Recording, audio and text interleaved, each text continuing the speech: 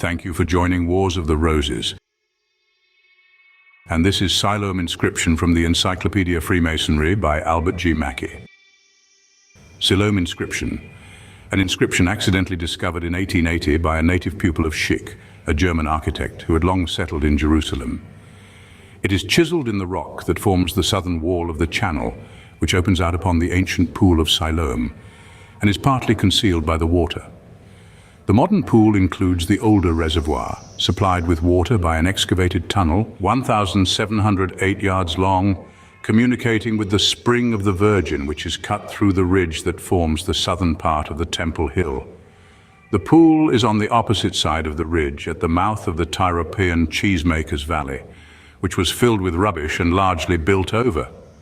The inscription is on an artificial tablet in the rock, about 19 feet from the opening upon the pool.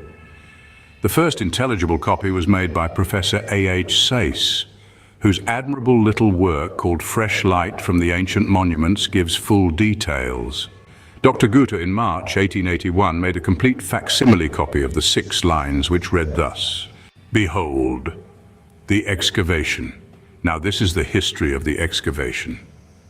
While the excavators were still lifting up the pick, each towards his neighbor, and while there were yet 3 cubits to excavate, there was heard the voice of one man calling to his neighbor, for there was an excess in the rock on the right hand and on the left.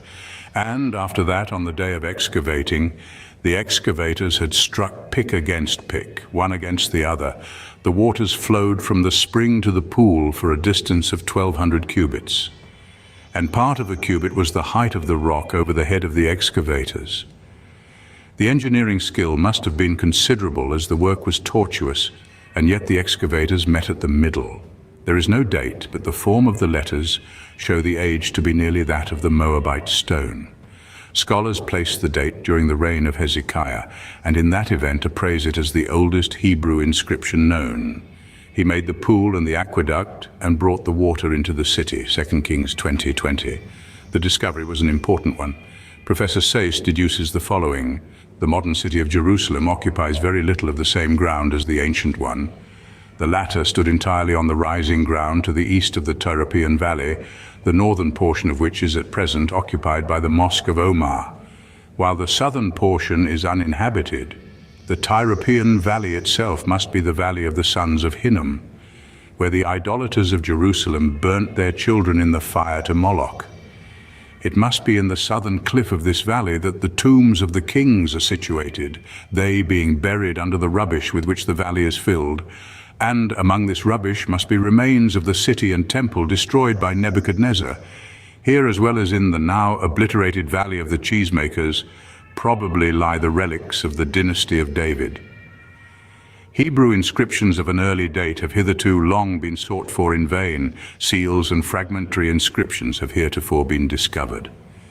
Several of these seals have been found in Babylonia and Mesopotamia and are regarded as memorials of the Jewish exiles. But the Schick discovery gives us a writing certainly as old as the time of Isaiah.